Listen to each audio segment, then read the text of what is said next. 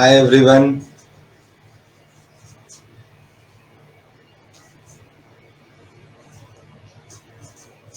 Hi everyone. Good afternoon. कैसे हो सब? Okay. Good evening. चैतन्य, वैष्णवी, मुदित, everyone बेटा. And good morning. Sorry, good morning बोल रहा हूँ मैं. Good afternoon. I'm fine.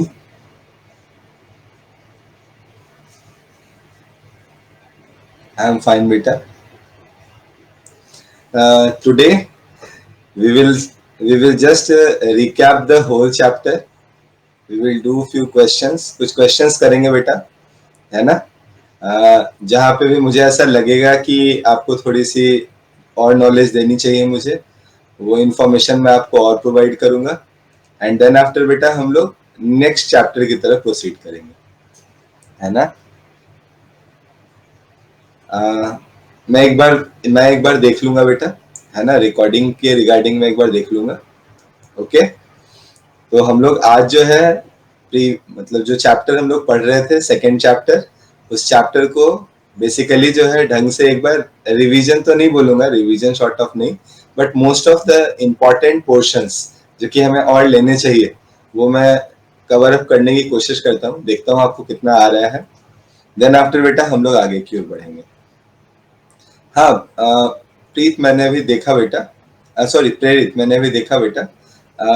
मैं एक बार जो है टेक्निकल टीम से बात कर लूंगा कि क्या प्रॉब्लम है. ठीक है ना? तो आपको सही चीज प्रोवाइड हो जाएगी बेटा. Need not to take any any tension. हाँ बेटा, आज नया चैप्टर स्टार्ट कर लेंगे हम लोग. अगर अगर हुआ तो हम लोग नया चैप्टर स्टार्ट कर लेंगे. ठीक है ना? चलो फिर स्टार्ट करते हैं बेटा.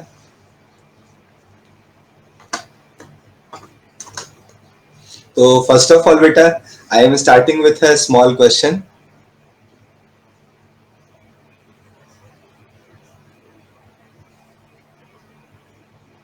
ओके. ओके, मैंने क्या बोला था? Dielectric and polarisation. Okay sorry, तो मैं तो ये फॉरगेट भी कर गया था बेटा. No problem. In next class बेटा आई विल टेक 5 मिनट्स. इसको मैं एक्सप्लेन कर लूंगा. ठीक है ना? एक्चुअल में it is completely slip of my mind, है ना? कोई बात नहीं, मैं अगले लेक्चर में ले लूंगा इसे.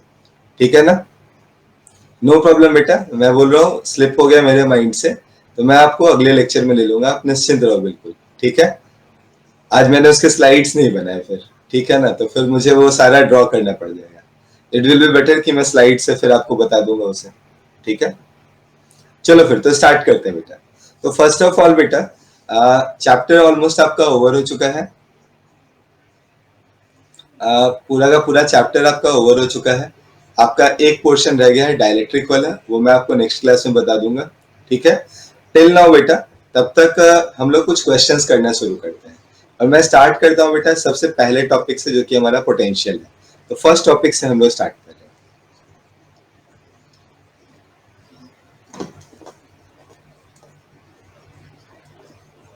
Sorry but my pen is not working. Just a minute. Just a minute बेटा, my pen is not working. Just a minute.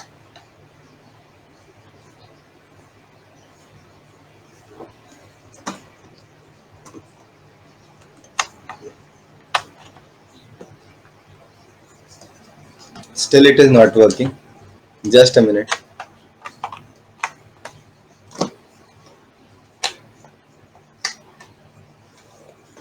Okay.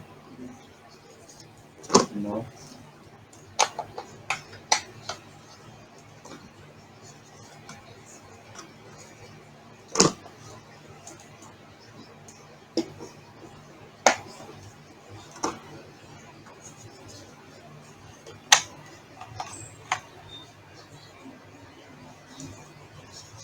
Uh, just a minute बेटा, I have to stop my video and audio because my pen is not working.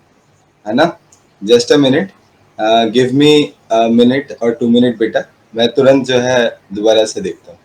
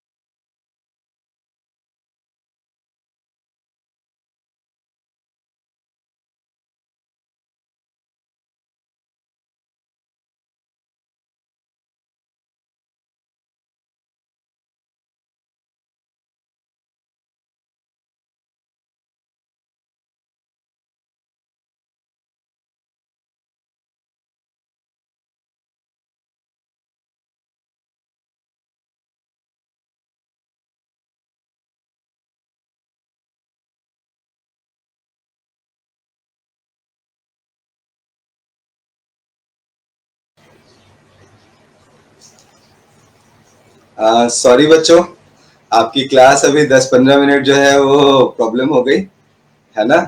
M I audible, सुनाई दे रहा हूँ मैं? Yes, okay. तो actually मैं तब तक, जब तक मैं अपने पेन को थोड़ा सा 2-3 मिनट मुझे और मतलब आपको रोकना पड़ेगा, तब तक मैं आपको क्वेश्चंस देता हूँ, आप लोग क्वेश्चन सॉल्व करो, ठीक है ना। तो मैं पहले फर्स्ट क्वेश्चन आपको दे रहा हूँ बेटा, आपके बोर्ड पे है यहाँ पे, ध्यान से देखो, इसको सॉल्व करने की कोशिश करो बेटा। This is the first question, try to solve this question बेटा।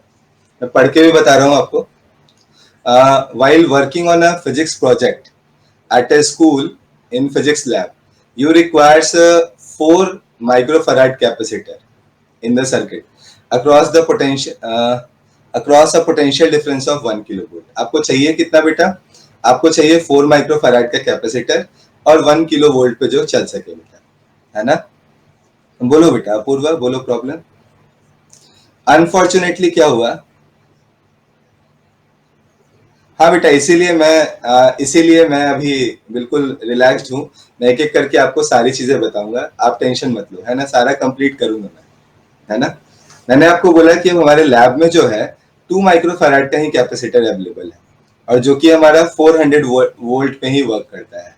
तो अब ऐसे में मुझे कितने मिनिमम कैपेसिटर्स की जरूरत होगी जिससे मैं अपने रिक्वायरमेंट को पूरा कर सकूं, ठीक है ना। This is the first question, try to solve this question बेटा। ट्राई करते हैं इस क्वेश्चन को सॉल्व करने का।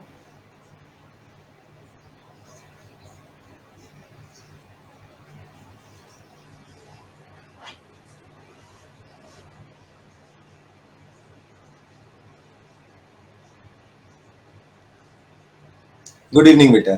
सॉरी, नहीं बोलने की जरूरत है बिकॉज क्लास अभी जस्ट स्टार्ट हो पाई है ना, due to some technical issues.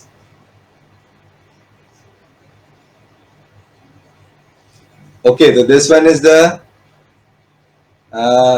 Okay बेटा, चला लूंगा, नो प्रॉब्लम।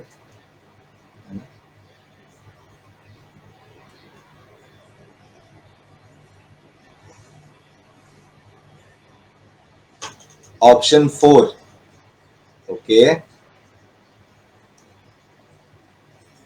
ऑप्शन 2, देयर है 2 आंसर्स, 2 आंसर्स आ गए आपके साइड से। देखो, अब मैं आपको हिंट देता हूँ बेटा, है ना। मैं आपको एक छोटा सा हिंट देता हूँ, ध्यान से सुनना मेरा। अगर मैं ज्यादा वोल्टेज प्रोवाइड कर दूं किसी कैपेसिटर पे, तो कैपेसिटर क्या हो जाएगा? क्या वो उसका ब्रेक डाउन हो जाएगा? मैं ज्यादा दे दूं तो, है ना। थोड़ा सा रुक जाओ, need not to write the answer, है ना। मैं थोड़ा हिंट दे रहा हूँ, हो सकता है देखो आंसर्स अलग अलग आ रहे हैं, हो सकता है आप करेक्ट कर लो। थोड़ा रुक जाओ 2 मिनट के लिए, है ना। हमारे पास, मान लो बेटा, हमारे पास ऐसा हम अज्यूम कर लेते हैं कि 1000 वोल्ट सप्लाई है और मुझे सिर्फ 400 वोल्ट वाले ही कैपेसिटर्स यूज करने हैं। मैं एक को लगाऊंगा तब तो वो बिल्कुल खराब हो जाएगा। अगर मैं दो को सीरीज में लगा देता हूं तो इन दैट केस बेटा क्या होगा? अगर हम लोग वहां पे दो को लगा देते हैं, इन दैट केस क्या होगा? इन दैट केस हमें कोई दिक्कत नहीं होगी, है ना। वैसे केस में बेटा हम लोग इजीली जो है, अगर हम दो लगा देते हैं तो वो खराब नहीं होगा हमारा। ऐसा है क्या कि दो भी खराब हो जाएगा? दो भी, अभी भी तो आपने 800 वोल्ट ही दिया है ना, इट मीन्स वो क्या हो जाएगा? खराब हो जाएगा। तो 3 अगर हम लगा देते हैं बेटा इसकी जगह पे, तो जैसे ही आप वहां पे 3 लगाओगे, नाउ अब वहां पे कोई प्रॉब्लम नहीं होगी, अब वो ब्रेक नहीं होगा, अब वो सस्टेन कर जाएगा। But at the same time, क्या आप उसके कैपेसिटेंस को कम कर दोगे? 3 आपने सीरीज में कैपेसिटर्स लगा दिए, पहले से एक का कैपेसिटेंस था 2 माइक्रोफराड। नाउ बेटा आपके पास 3 कैपेसिटर्स हैं जो कि सीरीज में है, क्या वो 2/3 माइक्रोफराड हो जाएंगे? हमें चाहिए कितना? 4। हमारे पास है कितना? 2/3।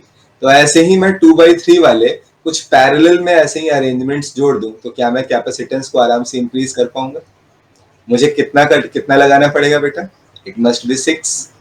6 अगर हम लोग लगा देते हैं तो 2/3 multiplied by 6 is equal to 4। Okay, मैं दोबारा रिपीट कर दूंगा, कोई बात नहीं। 2/3 multiplied by 6 is equal to 4। क्या हमारा डिजायर, जो हमारा रिजल्ट था बेटा, वो हमारे सामने आ गया, है ना। इट मींस क्या होगा? 3 कैपेसिटर सीरीज में, और ऐसे 3-3 कैपेसिटर वाले कितने पैरेलल में अरेंजमेंट लगाने पड़ेंगे? 6। That's why 3 multiplied by 6 is equal to 18। This one is the answer. Now बेटा जस्ट अ मिनट, मैं एक 10 सेकेंड के लिए होल्ड कर रहा हूँ, मैं स्टार्ट कर देता हूँ बेटा, है ना।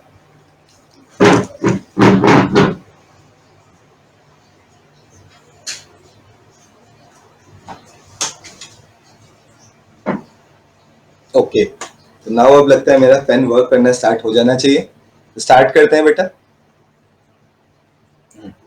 तो मैंने बोला सबसे पहले बेटा, अगर हमारे पास 3 कैपेसिटर्स में लगाता है, यूं मैंने 3 कैपेसिटर्स लगा दिए,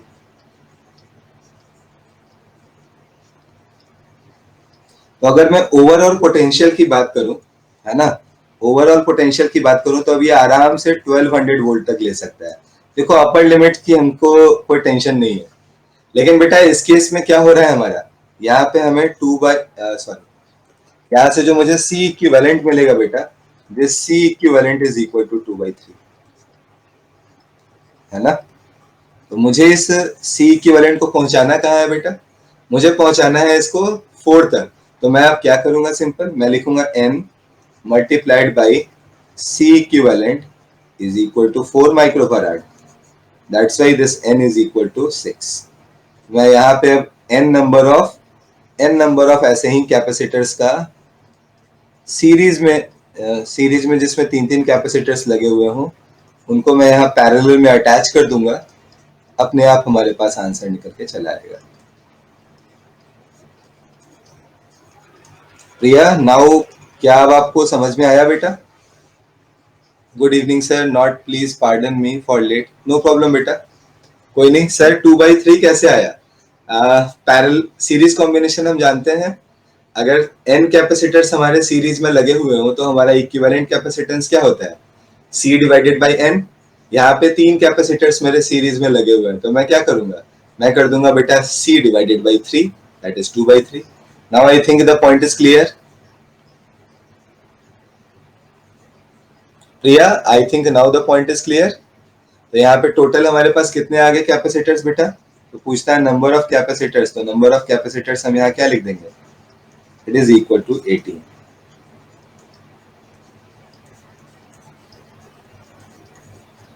चलो अब आगे बढ़ते हैं, है ना। अब विदाउट वेस्टिंग आवर टाइम हम लोग आगे आते हैं बेटा, ठीक है। Sir why 3 are connected in series, as I told you बेटा, हमारे पास जो सप्लाई है वो है हमारे पास 1 किलो वोल्ट का, बट हमारे पास जो कैपेसिटर्स हैं वो सिर्फ 400 वोल्ट सस्टेन कर सकते हैं। तो अगर मैं इनको सीरीज में नहीं लगाऊंगा तो वोल्टेज इनका डिस्ट्रीब्यूट नहीं होगा। 1000 को मुझे कम से कम इस तरह से डिस्ट्रीब्यूट कर देना होगा कि उन्हें 400 या 400 से कम मिले, है ना। 400 मिले या 400 से कम मिले, 400 से कम मिलेगा तो हम आराम से अपने आंसर को निकाल पाएंगे। Now I think it is clear. Okay बेटा, हाँ कोई बात नहीं है, ज्यादा अगर मान लो कि मैं 1000 ही दे रहा हूँ और हमारा जो कैपेसिटर है वो एबल है 1200 सस्टेन करने का, तो वो डैमेज नहीं होगा, इसका लॉस हमें कोई नहीं है बेटा, है ना। दैट्स वाई हम लोग आराम से इसको बढ़ा सकते हैं, कोई परेशानी वाली बात नहीं है। और बेटा कलर जहां तक रही चेंज करने की बात, तो ब्लू कलर से परेशानी है, ब्लू कलर से प्रॉब्लम है क्या?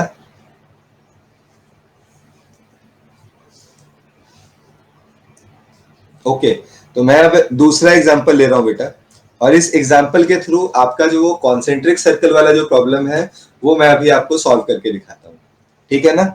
एग्जांपल बहुत सिंपल है बेटा, हमारे पास 3 कॉन्सेंट्रिक सर्कल्स हैं, स्फीयर्स हैं सॉरी,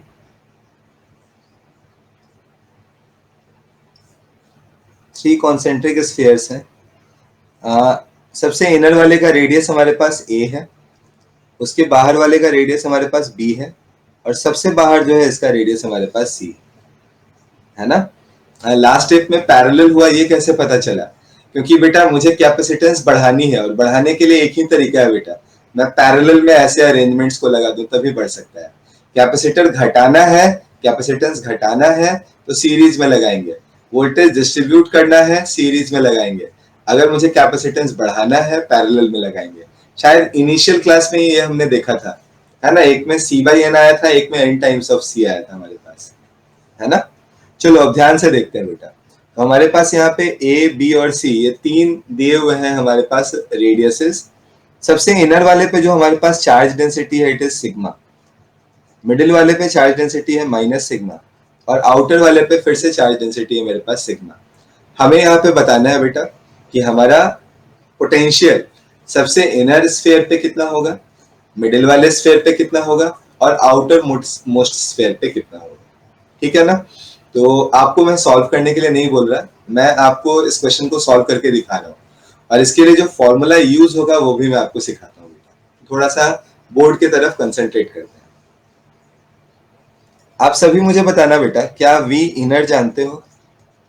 कोई भी स्फीयर हो उसके इनसाइड में क्या हमारा पोटेंशियल होता है, क्या हम जानते हैं?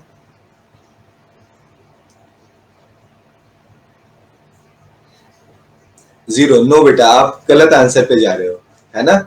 अगर हम लोग किसी भी स्फीयर के बारे में बात करें, उसके इनसाइड में जो हमारा पोटेंशियल होता है इट इज के क्यू बाई आर। एग्जैक्टली बेटा, इट्स वैल्यू इज के क्यू बाई आर। ठीक है। अगर मैं बेटा इसको सिग्मा के टर्म्स में लिखना चाहूँ तो सिग्मा के टर्म्स में भी मैं इसे कन्वर्ट कर सकता हूँ। बेटा आप में से किसी बच्चे का अभी भी प्रीवियस क्वेश्चन से डाउट था, प्लीज बेटा अब मुझे इसे आगे बढ़ा लेने दो, है ना। जैसे ही ये कंप्लीट करता हूँ मैं उस क्वेश्चन पे वापस चलाऊंगा। ठीक है। तो वी इनर था हमारा बेटा के क्यू बाई आर। अगर मैं यहाँ पे क्यू की वैल्यू को लिखना चाहूँ तो क्यू को क्या हम लोग sigma multiplied by 4 pi r² लिख सकते हैं क्या? और डिनोमिनेटर में बेटा ऑलरेडी मेरे पास r है ही, तो अगर मैं आराम से इस r से r को रिमूव कर दूं, 4 पाई से 4 पाई को रिमूव कर दूं, we will get a value which is equal to sigma r divided by epsilon not. Everyone, is it okay? तो आपके पास देखो अब एक फॉर्मूला नहीं रहा, आज के बाद से आप दो फॉर्मूले ध्यान में रखोगे, है ना। एक है आपके पास के क्यू बाई आर, दूसरा है आपके पास sigma R divided by epsilon naught. Till surface यही वैल्यू हमारी आती रहेगी, जब तक हम सरफेस तक नहीं जाते हैं तब तक यही वैल्यू होगी हमारे पास। नाउ अगर मैं बेटा वी आउटर की आपसे बात करूं तो वी आउटर के लिए हम क्या लिखेंगे? It will be equal to K Q divided by small r. मैं कैपिटल आर मान के चल रहा हूं बेटा, रेडियस है हमारा हमारे स्फीयर का, है ना। तो हम यहाँ पे फिर से के की जगह पे पुट करेंगे 1/4 pi epsilon not sigma multiplied by 4 pi into r² divided by small R. Okay. तो नाउ बेटा 4 पाई से 4 पाई को अगर हम रिमूव कर दें, we will get sigma r² divided by epsilon not multiplied by r। तो वी आउटर का एक और फॉर्मूला आपके पास आ गया बेटा, this formula is sigma r² divided by epsilon not into r। Minus sigma तो मैंने कहीं लिया, अच्छा ये तो बेटा अभी मैंने बोला कि इस क्वेश्चन को सॉल्व करने से पहले मैं आपको दो फॉर्मूले रिवाइज करा रहा हूं, जिन दो फॉर्मूलों के हेल्प से मैं इस क्वेश्चन को करूंगा। ठीक है ना। इज इट ओके रिया? मैंने यहाँ पे 3 लिया है, मैं पहले आपको फॉर्मूला बता रहा हूं, फिर मैं बताऊंगा कि फॉर्मूले को कैसे यूज करना है। ठीक है ना। तो अभी मैंने आपको फॉर्मूला बताया कि अगर मुझे इनर का निकालना है तो it is sigma R by epsilon not, where R is radius of the sphere. और जब मुझे बेटा वी आउटर निकालना है तो फॉर्मूला आएगा sigma into capital r² divided by epsilon not into R, जहाँ स्मॉल आर हमारा डिस्टेंस है उस पॉइंट का हमारे उस स्फीयर के सेंटर से। और कोइंसिडेंटली बेटा यहाँ हमारे लिए एक चीज बहुत अच्छी है कि हमारा जो सेंटर है वो सबका सेम है ना, सेंटर हमारा सबका सेम है बेटा। नाउ अब मैं आपको इस क्वेश्चन को सॉल्व करना सिखाता हूँ। ठीक है, ट्राई करते हैं सॉल्व करने का। मैंने बोला बेटा मुझे तीनों जो स्फीयर्स हैं, इन तीनों स्फीयर्स पे मुझे यहाँ पे पोटेंशियल की वैल्यू निकालनी है। तो स्टार्ट में करता हूँ बेटा वी ए से। ए मतलब सबसे अंदर वाला जो स्फीयर है वहां से स्टार्ट करता हूँ। बड़ा आर जो है बेटा वो रेडियस है आपके स्फीयर का, और स्मॉल आर जो है बेटा वो आपके सेंटर से डिस्टेंस है ना। जैसे मैं मान लो कि ये स्फीयर रखे हुए था एक, तो ये कैपिटल आर है इसका रेडियस, और स्मॉल आर कुछ भी हो सकता है, स्मॉल आर अंदर भी आ सकता है बाहर भी आ सकता है, ये डिस्टेंस है। ओके, तो अब हम लोग स्टार्ट करते हैं बेटा। थोड़ा सा ध्यान से मेरी बात को सुनना। अगर मैं सबसे इनर वाले स्फीयर की बात कर रहा हूँ तो हमारे दोनों बाहर, सर वी में एरिया को लैम्डा कैसे, वी एरिया को लैम्डा नहीं लिया है बेटा, एरिया को तो मैंने सीधे 4 पाई r² लिया है। किसी भी स्फीयर का एरिया जो होता है वो 4 पाई r² होता है, इसलिए हमने 4 पाई r² लिया।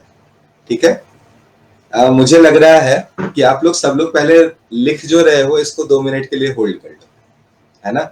आपके तरफ से जो क्वेश्चंस आ रहे हैं थोड़े अभी ऐसा लग रहा है कि आपको अभी भी क्वेश्चन समझ नहीं आया, तो 2 मिनट के लिए आप होल्ड करो पहले। मैं जो बात बोल रहा हूँ उसको प्यार से अच्छे से सुनो पहले। मैंने आपको बोला बेटा वी हैव 3 कॉन्सेंट्रिक स्फीयर्स।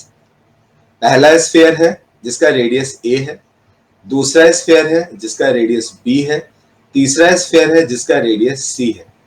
इन तीनों पे जो चार्ज डेंसिटी है वो हमें गिवन है। It is sigma, minus sigma and sigma. सबसे अंदर वाले पे सिग्मा, उसके बाहर वाले पे माइनस सिग्मा और सबसे बाहर वाले पे फिर से सिग्मा। ये हमें यहाँ पे बेटा प्रोवाइडेड है, ये हमारे पास गिवन है।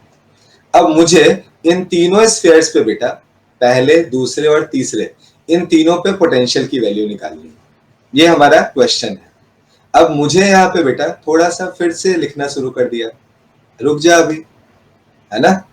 अब मैं बेटा इस क्वेश्चन को सॉल्व जब करने जाऊंगा तो मुझे 2 तरह से पोटेंशियल निकालने की जरूरत पड़ेगी। एक पहले किसी भी स्फीयर के इनसाइड में क्या पोटेंशियल होता है, और दूसरा किसी भी स्फीयर के आउटसाइड में हमारा क्या पोटेंशियल होता है। अगर मैंने उस स्फीयर के ऊपर क्यू चार्ज प्रोवाइड किया है, और क्यू को मैं यहाँ रिप्लेस कर रहा हूँ बेटा सिग्मा से, कि मैंने उस स्फीयर के ऊपर सिग्मा की चार्ज डेंसिटी से चार्ज दिया है। ओके, तो सबसे पहला काम मैंने किया यहाँ पे वी इनर निकाला।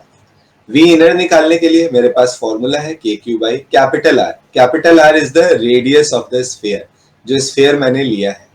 उस स्फीयर के ऊपर चार्ज जो है बेटा उसको अगर मैं लिखना चाहूं तो sigma multiplied by 4 pi R square लिख सकता हूँ। ठीक है, ये दोनों जगह मैंने पुट किया है बेटा। ऊपर वाले में भी वही लिखा है चार्ज की जगह पे, नीचे में भी देखो बेटा मैंने चार्ज की जगह वही लिया है, तो इसमें मैंने कोई चेंज नहीं किया है।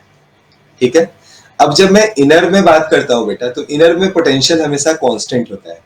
सेंटर पे पोटेंशियल की वैल्यू के क्यू बाई आर होती है, सरफेस पे भी के क्यू बाई आर होती है, और इनसाइड के हर पॉइंट पे बेटा के क्यू बाई आर के बराबर होती है। मैंने जैसे ही सॉल्व किया हमारे पास यहाँ भी रिजल्ट आया, that is sigma into R divided by epsilon not. Now अब मैं यहाँ से आउटसाइड पे आता हूँ। आउटसाइड पे आऊंगा बेटा तो हमारा जो फॉर्मूला होता है ये होता है K Q divided by small R. This small r is distance of the point from the center of the sphere, है ना। तो यहाँ भी बेटा चार्ज तो आप चेंज कर नहीं रहे हो, चार्ज तो सेम ही है, इसलिए चार्ज की जगह मैंने sigma into 4 pi capital R square ही लिखा है। लेकिन डिनोमिनेटर में इस बार कैपिटल आर नहीं है, अब स्मॉल आर है।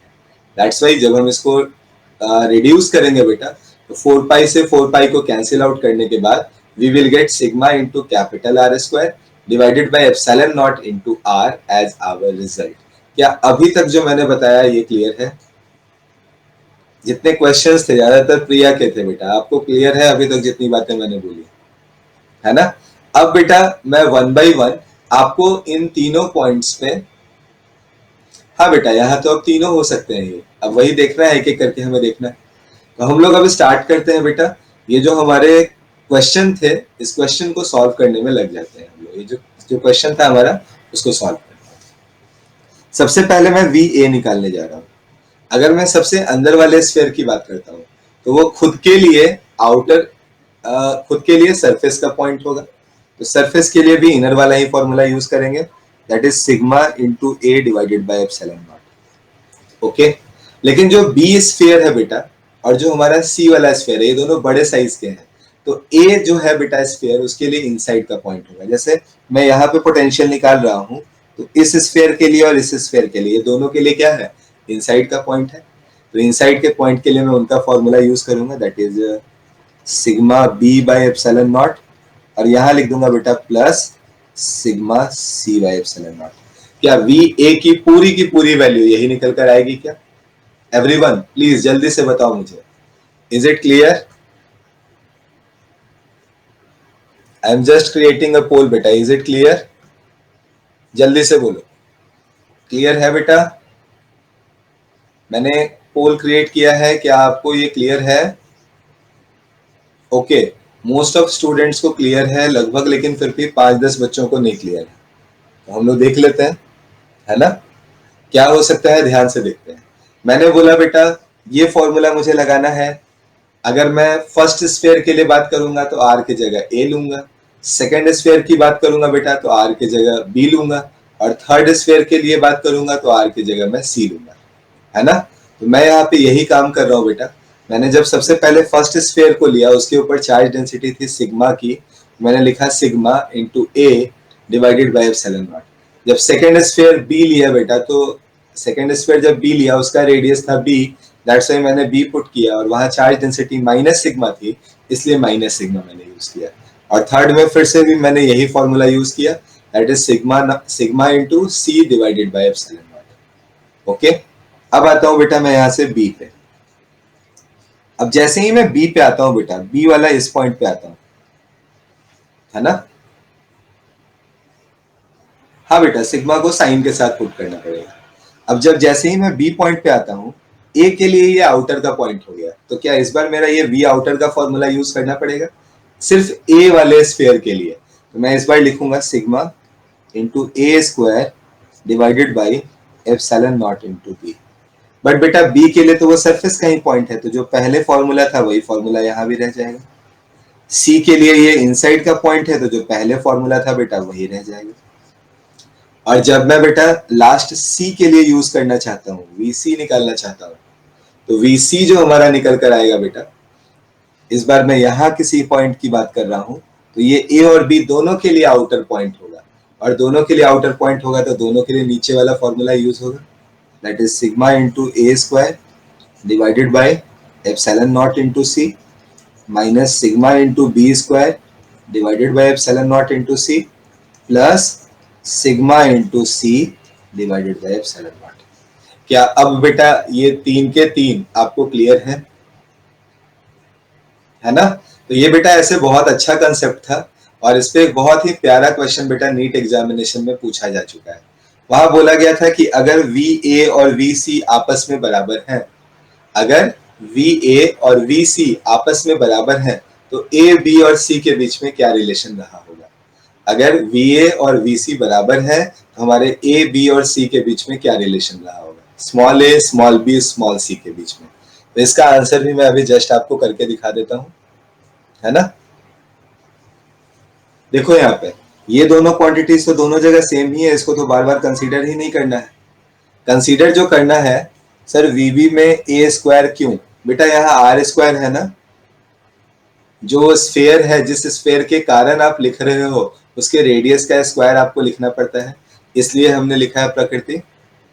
ओके, तो अब मैं यहाँ पे बेटा लास्ट वाले पॉइंट्स तो बिल्कुल सेम है, तो बाकी दोनों को कंपेयर कर देता हूँ।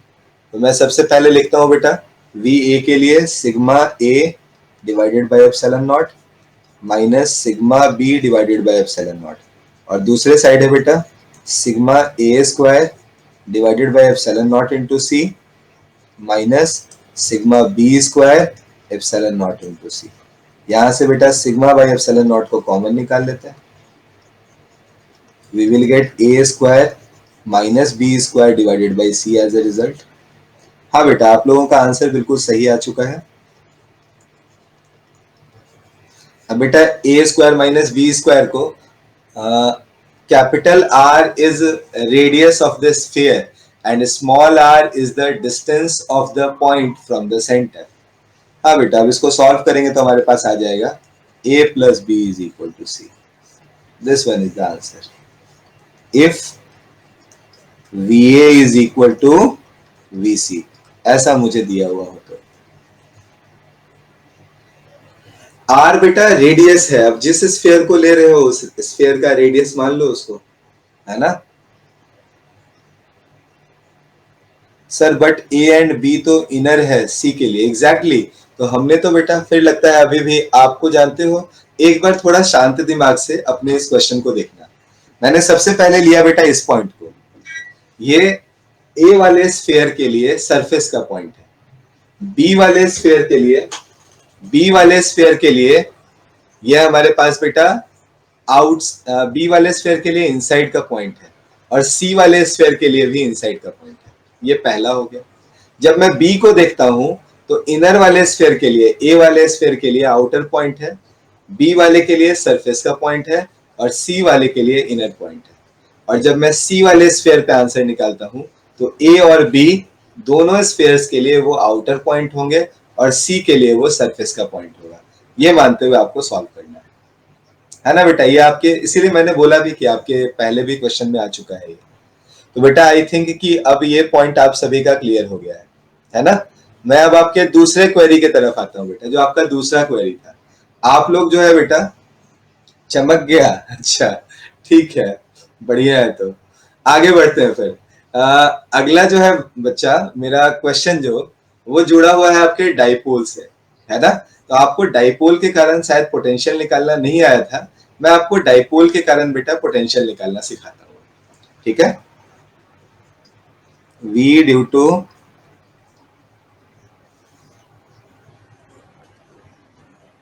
V ड्यू टू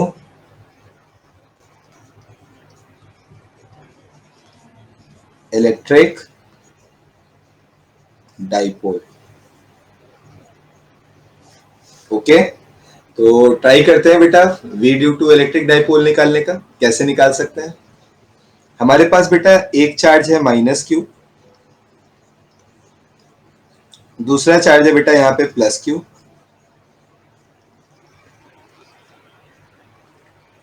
और ये मेरे पास बेटा 2a डिस्टेंस दे रखा है। This 2a is very small. यही अरेंजमेंट हमारा डाइपोल कहलाता है।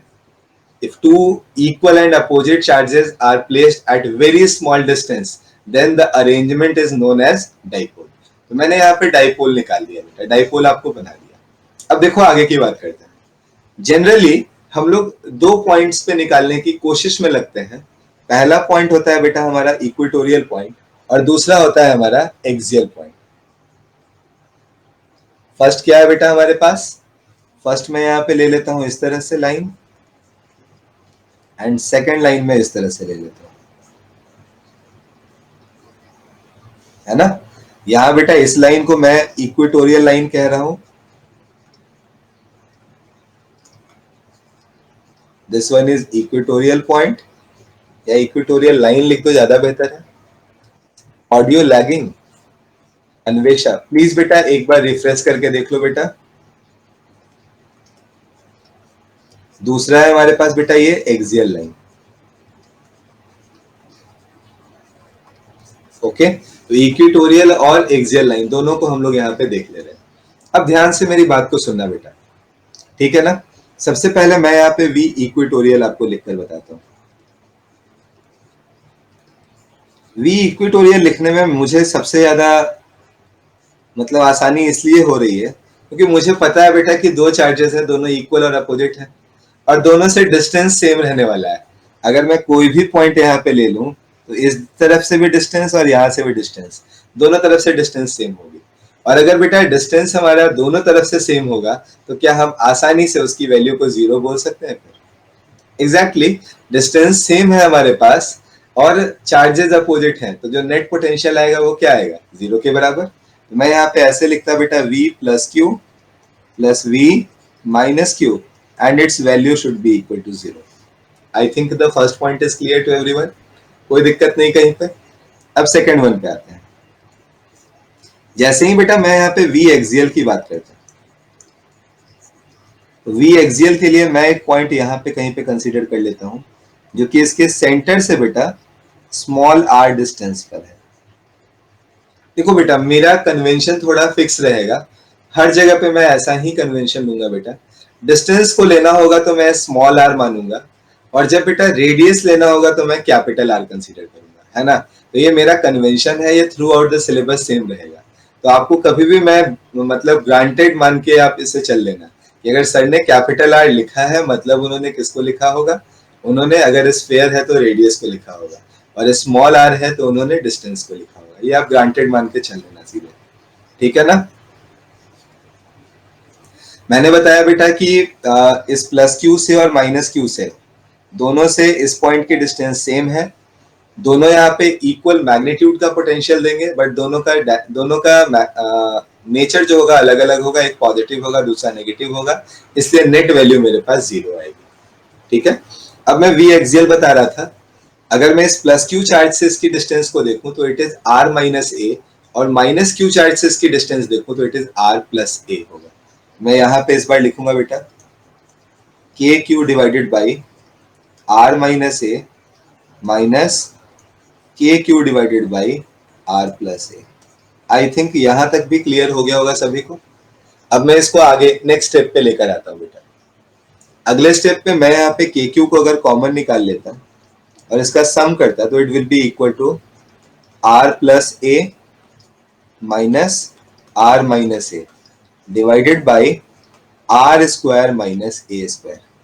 एंड यू कैन सी बेटा this R can easily be cancelled, मतलब उसे आप आराम से हटा सकते हो यहाँ से। तो अगर ये आराम से हट जाएगा हमारे पास बचेगा K q multiplied by twice of A divided by R square minus A square. And as we can see q multiplied by 2a को हम लोग kp लिख सकते हैं। तो ये हमारा kp हो गया और डिनोमिनेटर में आ गया बेटा हमारे पास R square minus A square. Okay, आगे आते हैं बेटा। अगर r मेरा बहुत बड़ा है a के रिस्पेक्ट में, then in that case v at this axial point, और एक्सियल पॉइंट भी मैंने कहा लिया है, मान लेते हैं इसको हम लोग कोई नाम दे देते हैं, मेरा ही नाम मुझे अच्छा लगता है तो मैं आर लिख देता हूँ, या चलो ए लिख देता हूँ यार। प्रिया, मैं बोलूंगा आप एक बार री लॉग इन करके देख लो बेटा, हो सकता है कभी कभार ऐसा होता है, प्लीज री लॉग इन कर लो एक बार, है ना। It will be equal to K P divided by R square. Now I think the point is clear. Everyone please tell me, is this point is clear?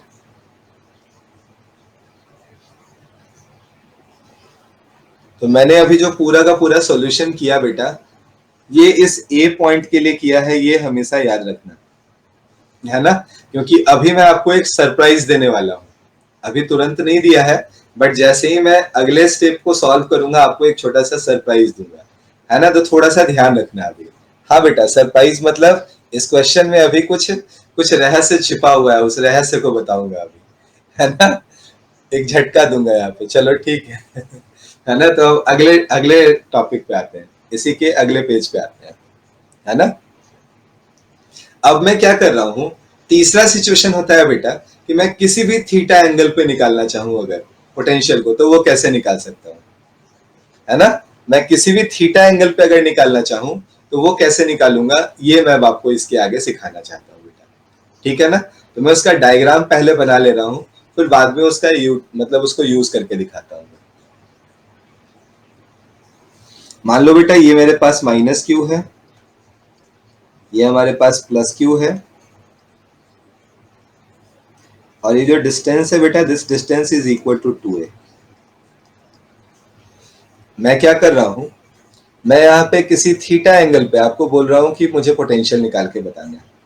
ये लाइन है हमारी, मैं इसके साथ थीटा एंगल बनाते हुए यहाँ पे कोई पॉइंट बेटा मैं कंसीडर कर ले रहा हूं, कुछ आर, है ना।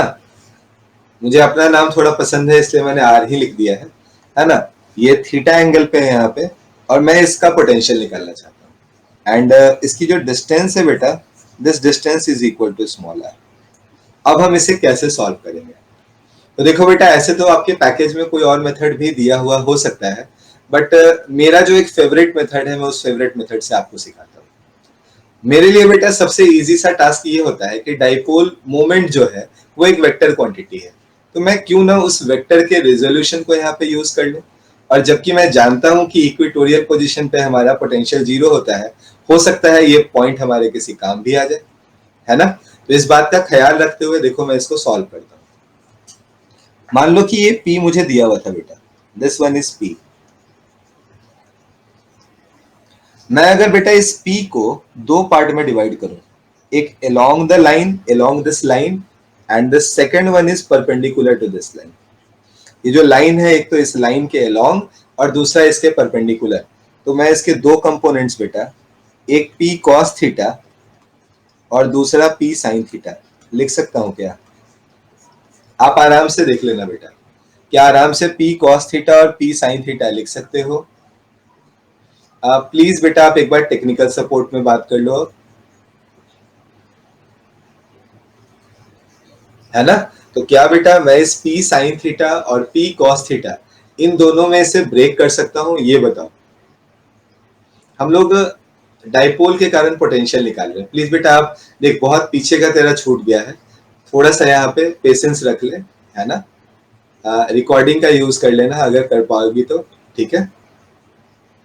मैं बोल रहा था बेटा कि हमारे पास पी कॉस थीटा और पी साइन थीटा, क्या मैं एक वेक्टर मेरे पास ये था, इसको दो पार्ट में, इस पार्ट में और इस पार्ट में ब्रेक कर दिया बेटा, कर सकते थे आराम से, कोई दिक्कत नहीं थी।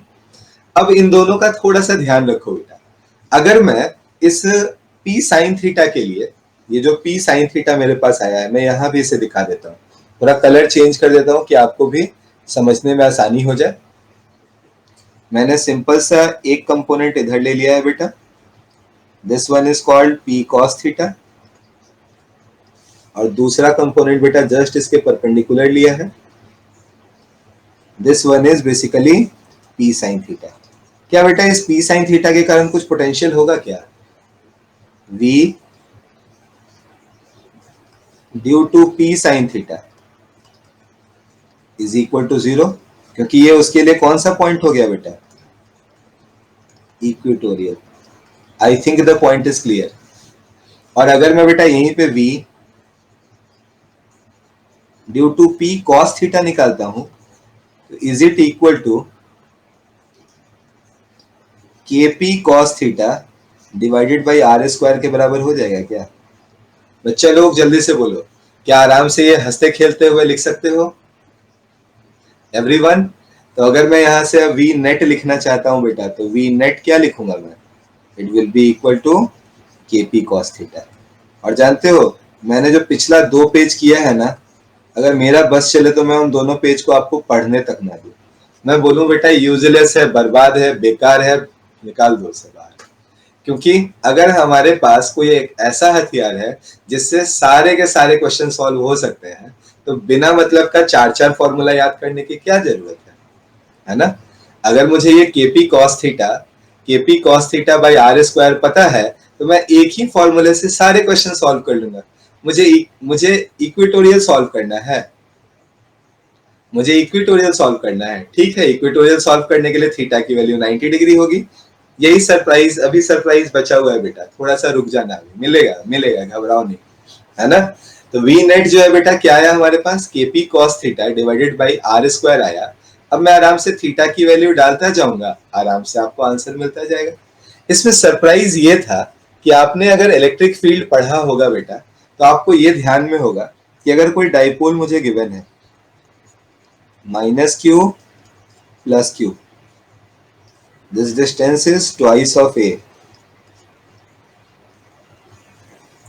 तो अगर मैं यहां से बेटा r डिस्टेंस पर राइट हैंड साइड में चला जाता हूं r पॉइंट पे, तो हमारा जो वी आर आएगा it will be equal to K P divided by small r square. लेकिन अगर मैं इतनी ही डिस्टेंस पे लेफ्ट हैंड साइड में चला जाता हूं,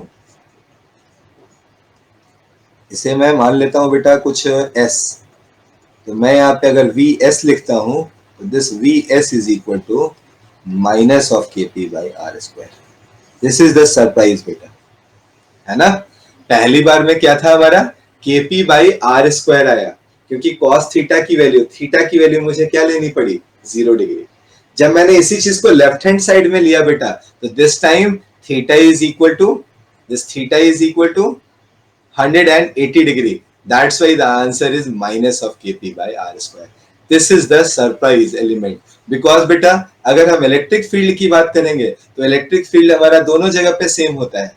अगर हम राइट हैंड साइड में चले जाएं, लेफ्ट हैंड साइड में चले जाएं, it will be same. But in case of potential, its value is different. I think the point is clear. कल किसी ने डाउट में भी पूछा था, मैंने उसको आंसर सेंड कर दिया था बेटा।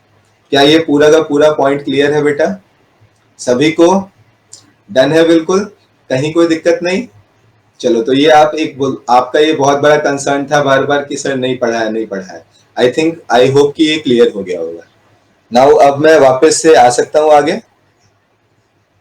ओके, तो बेटा अब मैं आपको ये क्वेश्चन जो सॉल्व करा रहा था करा चुका हूं, इससे आगे के क्वेश्चन की तरफ लेकर चलता हूं।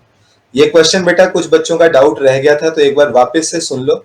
थोड़ा उस समय सच बात ये भी है कि टेक्निकल इश्यूज के कारण जो प्रॉब्लम आई थी, तो मैं भी थोड़ा सा जो होता है ना, कभी कभी आदमी विचलित हो जाता है, तो मैं भी थोड़ा हो गया था। है ना, क्योंकि मुझे आज बहुत पढ़ाना था और पेन मेरा काम नहीं कर रहा था। नॉट नर्वस, बट थोड़ा सा होता है ना कि आदमी टेंशन में आ जाता है, तो मैं भी आ गया था। I am also human being, है ना, पैनिक सिचुएशन। तो अब मैं जब रिलैक्स हो गया हूँ तो इसको थोड़ा अपने मोड में बताता हूँ, ठीक है ना, अपने मोड में आराम से सॉल्व कराता हूँ। बेटा मेरे पास मान लो एक कैपेसिटर है ना, मेरे पास क्या है, एक कैपेसिटर है। हाँ बेटा मैं वही बता रहा हूँ, मेरे पास मान लो एक कैपेसिटर है जो कि सिर्फ 400 वोल्ट ही झेल सकता है, और मेरे पास वोल्टेज है 1000, मुझे 1000 झेलाना है उसे। अब मैं क्या करूंगा, तो मुझे पता है कि कैपेसिटर्स अगर सीरीज में लगे होते हैं तो उनसे आसानी से हम पोटेंशियल को डिवाइड कर लेते हैं। तो मुझे पता है मैं अगर 3 कैपेसिटर्स लगा देता हूँ तो तीनों मिलके एक 1200 के बराबर वोल्ट को झेलने की ताकत रख लेंगे। आप उसे 1000 ही दे रहे हो ना, वो आराम से झेल जाएगा। बट मुझे सिर्फ इसी को झेलाना ही नहीं था, मुझे इसको 4 माइक्रोफराड के बराबर भी लाना था। और मेरा सबसे बड़ा प्रॉब्लम यहाँ पे, जैसे ही मैंने ये गलती की, मेरे सामने ये अराइज हो गया कि मेरा कैपेसिटेंस घट गया। पहले से कैपेसिटेंस मेरे पास 2 माइक्रोफराड था, नाउ मुझे लाना था 4 माइक्रोफराड, ये बढ़ने के बजाय घट गया, ये 2/3 चला आया। अब मैं क्या करूं, इसमें तो बिल्कुल जनरल जनरल कॉन्सेप्ट लगाना पड़ेगा मुझे। मुझे पता है बेटा कि अगर कैपेसिटर्स को मैं पैरेलल में अटैच कर दूंगा तो उनकी कैपेसिटेंस, नेट कैपेसिटेंस आराम से इंक्रीज कर जाएगी। तो मैं जैसा बेटा मेरे पास एक मैंने चेन बनाया था, ऐसे ही मैं बेटा n नंबर ऑफ चेन्स बना लूंगा जिससे हमारे पास आंसर प्रॉपरली आ जाए। अभिलाषा, नेट इश्यूज, ओके बेटा, here too I am just creating another poll बेटा, प्लीज आंसर। कितने लोगों को आ रहा है ना, एम आई क्लियरली ऑडिबल और not, I am just creating a poll बेटा, प्लीज ऑप्ट योर आंसर बेटा, प्लीज बेटा आप जल्दी से अपने आंसर को बोलो। Okay, around 16 to 20 students are facing some audio video problem. No problem बेटा, I am refreshing it by my side. Okay, मैं एक बार अपने साइड से रिफ्रेश करके देख लेता हूँ।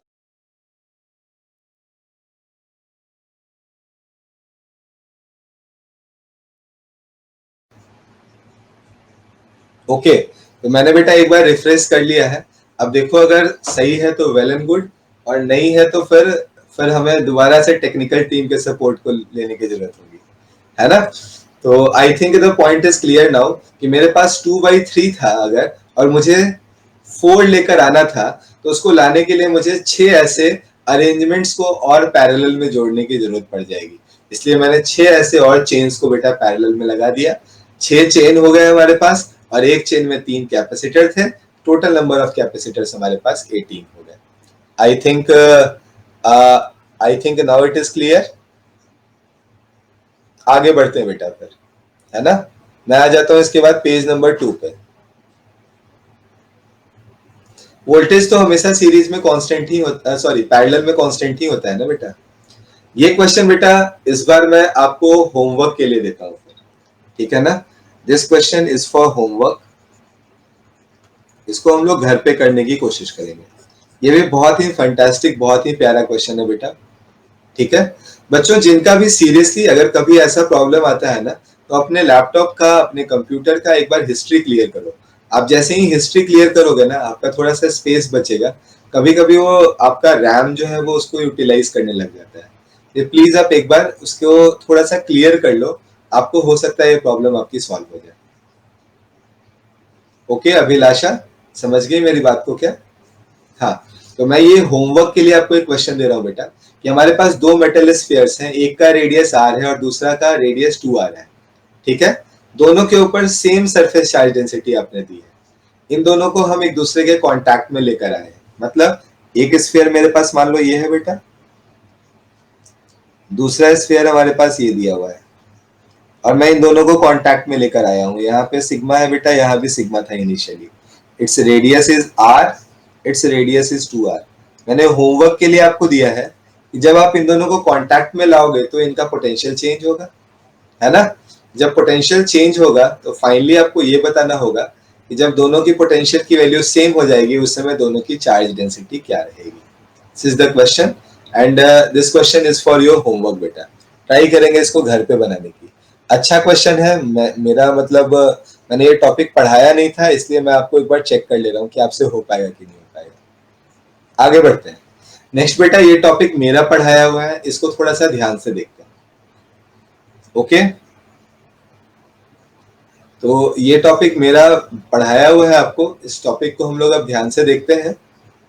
ठीक है, प्रीवियस पेज पैकेज का क्वेश्चन है, देख लेना बेटा। आपको आपके कॉम्पिटिटिव सेक्शन में फर्स्ट क्वेश्चन यही मिलेगा। ओके मनीष, चलो तो आ जाते हैं थर्ड इस क्वेश्चन के ऊपर। देखो ये भी ऐसे इंटरेस्टिंग क्वेश्चन है, थोड़ा मजेदार क्वेश्चन है, तो इसलिए मैं बताने की कोशिश कर रहा हूँ। हम लोग को यहाँ पे इलेक्ट्रिक फील्ड और डिस्टेंस के बीच का बेटा ग्राफ प्लॉट करना है ना। हम लोग को यहाँ पे क्या करना है, हम लोग को यहाँ पे पी और क्यू के बीच में डिस्टेंस और इलेक्ट्रिक फील्ड का ग्राफ प्लॉट करना है। अब हम लोग कैसे प्लॉट कर सकते हैं, देखते हैं इसको हम लोग, है ना। हम लोग अब देखते हैं कि किस तरह से इसे कर सकते हैं। हाँ बेटा, आप में से कुछ बच्चों ने सही आंसर भी देना शुरू कर दिया है, करेक्ट है बिल्कुल। डिस्टेंस बेटा यहाँ पे इन दोनों प्लेट्स के बीच का डिस्टेंस है, this distance is D actually. Okay, अब देखो बच्चों, मैं आपसे थोड़ा सा ठीक है बेटा, बहुत अच्छे, वेरी गुड। जिनका आंसर आ गया है नमन, नमन है, आहिर, सॉरी बेटा मैं प्रोनाउंस नहीं कर पा रहा हूँ, रिमझिम है, सबका आंसर बिल्कुल करेक्ट आया हुआ है बेटा। ठीक है, थोड़ा स्टॉप कर लेते हैं, एक बार मेरा जो पॉइंट ऑफ व्यू है वो भी सुन लेते हैं, है ना। अगर मैं ई की बात करूं तो फॉर्मूला होता है हमारे पास सिग्मा बाई एप्सिलॉन नॉट, और अगर यहीं पे बेटा मीडियम लगा हुआ हो तो हमारा फॉर्मूला बन जाता है बेटा sigma by epsilon not into के। ऐसे तो एप्सिलॉन आर लिखने की आदत है मेरी, बट बेटा मैं चाहूं तो यहाँ पे आराम से के लिख सकता हूं। सयंतिका, सयंतिका, सॉरी।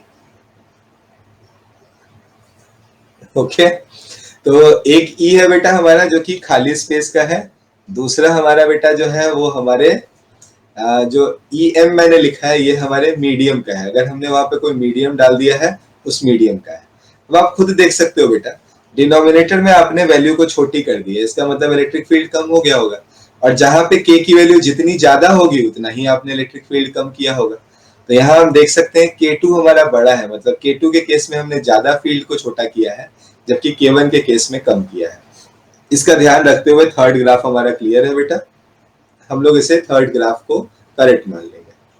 कोई बात नहीं है बेटा, ऐसे भी आज तो शेड्यूल इसी का था, आज मेरे कारण 15-20 मिनट आपका खराब हो गया, कोई बात नहीं। मैं थोड़ा एक बार आपको रिकैप करा लूं जो चीजें मैंने नहीं पढ़ाई है, क्योंकि मुझे थोड़ा सेटिस्फैक्शन हो जाएगा, है ना, फिर मैं अपने अपने टाइप आपको कन्वर्ट कर लूंगा, है ना। नेक्स्ट क्वेश्चन है बेटा हमारा 10th क्वेश्चन। हम लोगों को बेटा v की वैल्यू दी गई है, और मुझसे यहाँ पे पूछा गया है कि हमारा जो चार्ज है 2 कूलम्ब का, मान लो किसी पॉइंट पे 1,1,1 पे प्लेस्ड है, ये कितना फोर्स फील कर रहा होगा, ये मुझे निकाल कर बताना है। ओके सोहम, आपने लास्ट क्वेश्चन नहीं समझा। मैंने बताया बेटा ई खाली स्पेस का आपका सिग्मा बाई एप्सिलॉन नॉट होता है, और ई बेटा किसी मीडियम का sigma by epsilon not into के होता है। ये हम जानते हैं, ये मैं आपको बता चुका हूँ ऑलरेडी, कैपेसिटर के डेरिवेशन के समय भी मैंने आपको बताया था, है ना। तो अगर बेटा हम इस कॉन्सेप्ट को यूज करें यहाँ पे, है ना, अगर हम इस कॉन्सेप्ट को यूज करें तो ये जो के है ये अपना काफी खास रोल प्ले कर रहा है। अगर के की वैल्यू बड़ी होगी तो अपने आप इलेक्ट्रिक फील्ड हमारा छोटा हो जाएगा, के की वैल्यू छोटी होगी तो फील्ड बड़ा रहेगा, है ना। इससे तो हमेशा छोटा होगा, ये तो मतलब ये तो श्योर है ही, क्योंकि के कभी भी 1 से छोटा नहीं होता। तो अब मैं अगर सीक्वेंस में अरेंज करना चाहूँ तो मैं ऐसा कह सकता हूँ कि since K2 is greater than K1, K2 क्या है हमारा, K1 से बड़ा है, तो हमारा जो K2 वाले जोन में जो फील्ड होगा वो हमारे K1 वाले फील्ड के रेस्पेक्ट में हमेशा हमेशा छोटा रहेगा, है ना। और इसका जानते हुए बेटा हमने यहाँ पे ग्राफ प्लॉट किया। देखो शुरुआत में खाली स्पेस है तो हमारा ये ग्राफ था, फिर जब K1 आया बेटा तो ये ग्राफ थोड़ा सा उससे नीचे चला गया आपका, और वापस से देखो बेटा फिर से खाली स्पेस आ गया तो फिर से ऑलरेडी वो जिस पोजीशन पे था, जहां पे उसकी वैल्यू थी, वहीं वापस चली गई। फिर बेटा देखो ये K2 वाला आ गया पोर्शन, तो K2 में फिर से इलेक्ट्रिक फील्ड की वैल्यू कम हो गई, देखो यहाँ हमने कम कर दिया है। एंड फाइनली बेटा फिर से खाली स्पेस आ गया है, तो खाली स्पेस में फिर से हमारा ओरिजिनल वैल्यू को वो अचीव कर पाएगा। ओके, चलो अब इस क्वेश्चन को सॉल्व करते हैं बेटा। हमें बताना है कि हमारा जो इलेक्ट्रिक फोर्स है जो एक्सपीरियंस करेगा कोई चार्ज जो कि 1,1,1 पे सिचुएटेड है, वो कितना करेगा, ये मुझे निकाल कर बताना है। तो मेरे लिए इस क्वेश्चन का आंसर बहुत सिंपल होगा बेटा। मैं सबसे पहले क्या करूंगा, मैं इस पॉइंट को लोकेट करूंगा, बोलूंगा ये पॉइंट मेरा यहाँ पे 1,1,1 यहाँ पे। अब इस पॉइंट पे अगर मुझे फील्ड मिल जाए तो फोर्स मेरे पास तो ऑलरेडी है, सॉरी मेरे पास चार्ज ऑलरेडी है, चार्ज को मैं फील्ड से मल्टीप्लाई कर दूंगा, फोर्स अपने आप आ जाएगा। ओके, फोर्थ ऑप्शन आया, करेक्ट है बेटा, गुड। तो यहाँ पे फील्ड निकालना ही मेरा मेन टास्क था बेटा, और फील्ड ही मैं आपको सिखाना चाह रहा था। Here this field is equal to minus of del V by del R. मैं इसको थोड़ा ओपन करके लिखना चाहूं तो लिख सकता हूं, minus of del V by del X I cap minus of del V by del Y J cap minus of del V by del Z K cap. This del is basically partial differentiation, and partial differentiation का मतलब होता है जब आप x के terms में से differentiate कर रहे हो तो y और z को आपको कांस्टेंट ट्रीट करना है।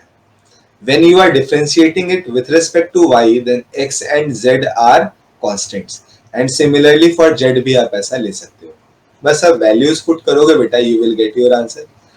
तो मुझे ये कॉन्सेप्ट आपको बताना था बेटा। आई think the point is clear. तो अगर आप E की वैल्यू निकाल लोगे आपका आंसर आ जाएगा। तो अगर आप निकाल पाते हो तो इट्स वेल एंड गुड, और अगर नहीं निकाल पाते हो तो please put it in forum बेटा, I will solve there. Okay, concept जो था, अगर किसी को कॉन्सेप्ट में दिक्कत है तो वो मुझसे एक बार डिस्कस कर सकता है। कॉन्सेप्ट में तो किसी को कोई परेशानी नहीं है ना? ओके, सिमिलर कॉन्सेप्ट बेटा आप जब 11th क्लास पढ़ रहे होगे वहां पे आपने देखा होगा, इट इज द यही आपका तरीका होता है फोर्स और पोटेंशियल एनर्जी के बीच का रिलेशन एस्टैब्लिश करने का। फोर्स सॉल्व करके दिखा दो। ओके बेटा, चलो अगर हम इसको x के टर्म्स में डिफरेंशिएट करेंगे क्या मिलेगा, 6। इसको करेंगे बेटा तो मिलेगा मुझे माइनस ऑफ 8y, क्योंकि y को मुझे कांस्टेंट रखना है, और बाकी जो दोनों आगे वाली क्वांटिटीज है बेटा ये दोनों कांस्टेंट से, इनका डिफरेंशिएशन 0 हो जाएगा। You will write this. I think एक तो हो गया बेटा। हाँ बेटा अभी है 8 मिनट है समय अपने पास, घबराओ मत, है ना? तो एक मैंने देखो करके दिखा दिया। अब मेरा ये मानना है बेटा कि अगर आप इसको खुद से करोगे तो आप सीखोगे, मैं करूंगा तो फिर आपको मजा नहीं आएगा। मैंने यहाँ 6x को डिफरेंशिएट किया, x के रेस्पेक्ट में तो 6 लिखा, इसको किया बेटा तो माइनस 8y लिखा, ये दोनों कॉन्स्टेंट्स थे तो 0 0 लिख दिया। अब सिमिलरली आप y के रेस्पेक्ट में करना बेटा, आप आराम से कर पाओगे इसको, है ना? किसने बोल दिया कि ये पार्ट नीट का पार्ट का नहीं है ये? चलो हम लोग यहाँ पे आते हैं बेटा 18th नंबर क्वेश्चन पे। 18th नंबर क्वेश्चन है, बहुत आसान है, तो मैं अब इसे ज्यादा टाइम वेस्ट नहीं करा रहा। सिंपल सा बेटा, डी पॉइंट है और ई पॉइंट है, मुझे डी से किसी चार्ज को उठा के कहाँ लेके जाना है, ई के ऊपर लेके जाना है। और मुझे बोला गया है कि मेरे ए सी की जो लेंथ है बेटा, this length is equal to length of B C. It means अगर मैं बेटा इसे डी पॉइंट पे पोटेंशियल निकालता हूँ और अगर मैं ई पॉइंट पे पोटेंशियल निकालता हूँ तो दोनों पोटेंशियल्स बेटा आपकी सेम होंगी। आपका वी जो है बेटा ये क्या होगा, आपका वी के बराबर होगा। और अगर दोनों बराबर होंगे बेटा तो डेल्टा वी की वैल्यू हमारी 0 हो जाएगी। और अगर पोटेंशियल डिफरेंस अगर मेरा 0 हो, एग्जैक्टली बेटा आंसर इज करेक्ट, है ना? अगर हमारे पास पोटेंशियल डिफरेंस 0 हो तो वैसे केस में हम वर्क डन की वैल्यू को 0 करेंगे।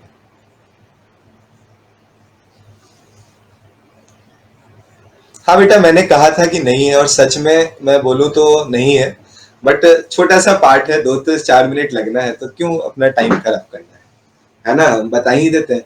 अगर मान लो कि कहीं छोटा मोटा नाम ही आपने पढ़ लिया, किसी टेस्ट में ही कभी आ गया तो आप टेंशन में आ जाओगे, है ना। तो 2-4 मिनट लगना है, समझ लेते हैं, ठीक है। चलो फिर, तो मैं अब आपको बताने जा रहा हूँ बेटा वन डे ग्राफ जनरेटर, है ना। क्या बताने जा रहा हूं मैं?